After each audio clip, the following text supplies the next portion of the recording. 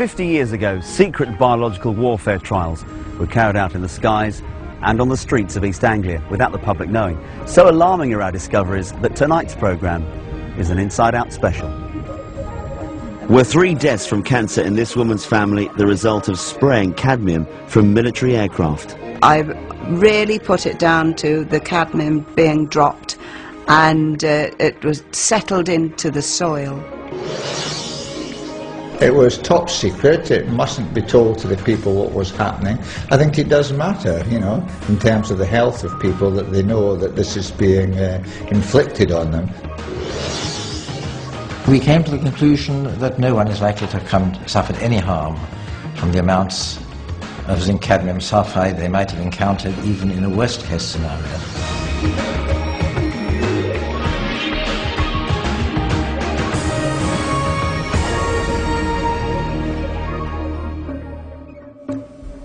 In the 1950s, as the Cold War escalated, there were fears that Britain, as an exposed, vulnerable island, could be devastated by a biological or chemical warfare attack.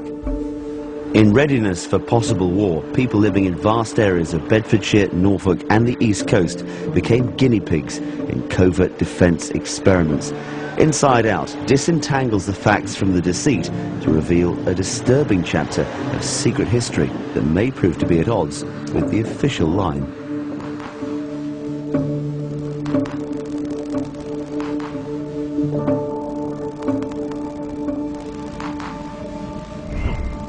A chemical concoction comprising cadmium was used to mimic how a biological germ cloud would spread if Soviet Russia released one during an attack on us.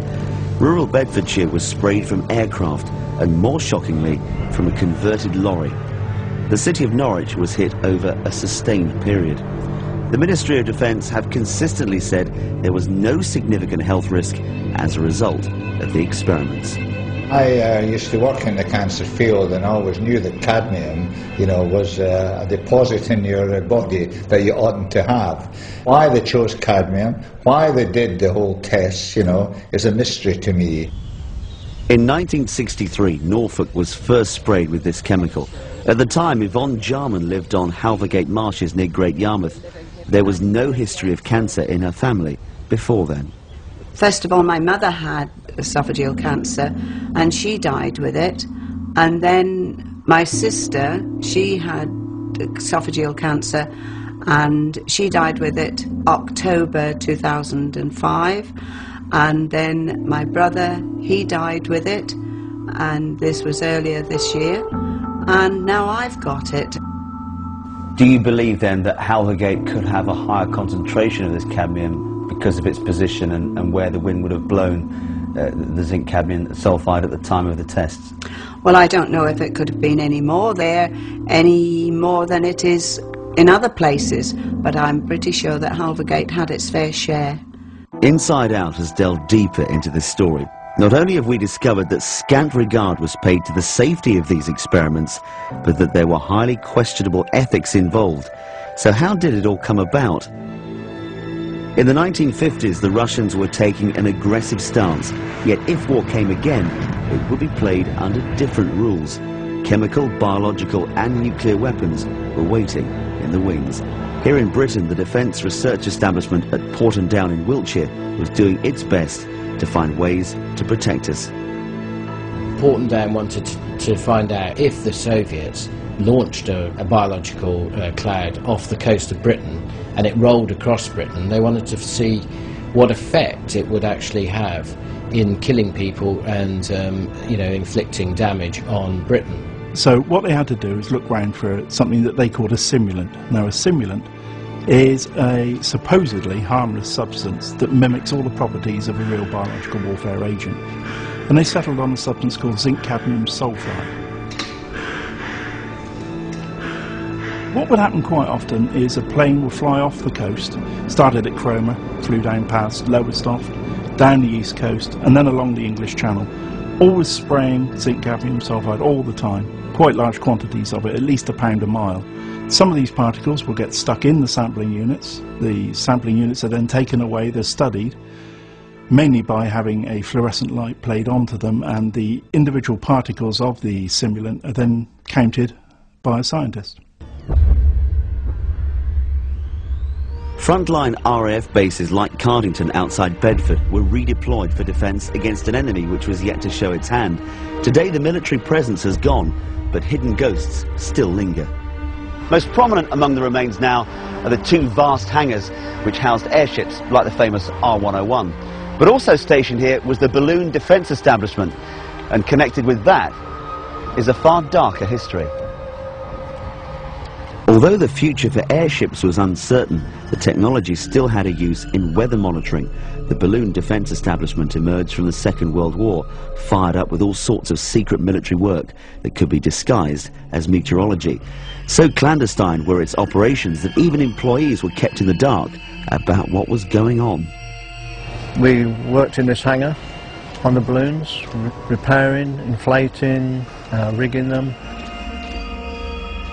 The people that did the weather balloon, which was just around the corner here, they attached various instruments to it, but I mean, I don't know what they were. Another former balloon defence serviceman, Bob Musket, has lived in Cardington for most of his life. While he worked on the base, gossip was commonplace. During the time I was there, the rumours were rife about this. They were experimenting with different things. And the major one was gas, the use of gas in wartime. What you don't know, you don't worry about, and so if they're doing something that they haven't told you about, then the fewer people that know about it, then it's a better kept secret, isn't it?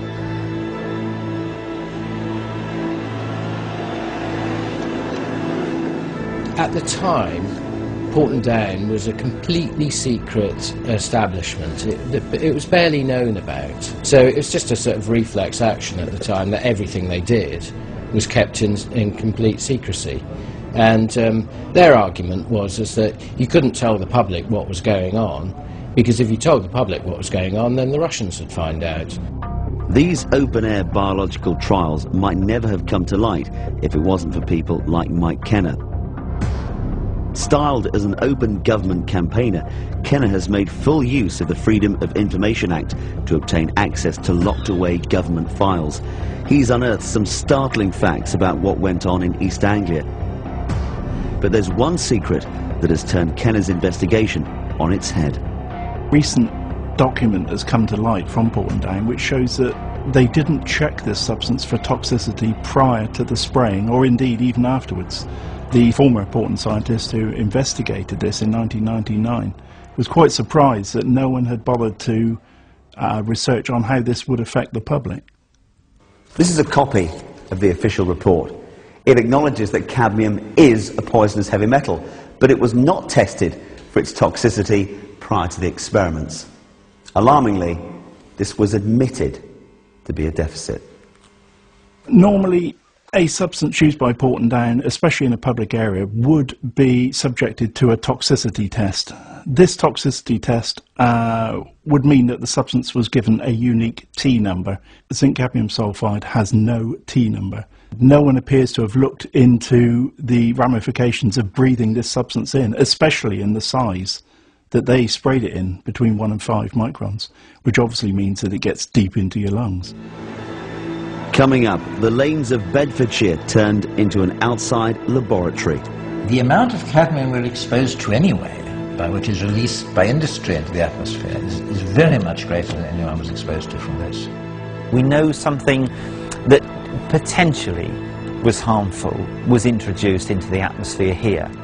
In and around Cardington, at least 55 field tests were carried out over a 6-year period. We discovered that 32 of them involved the use of a specially converted van.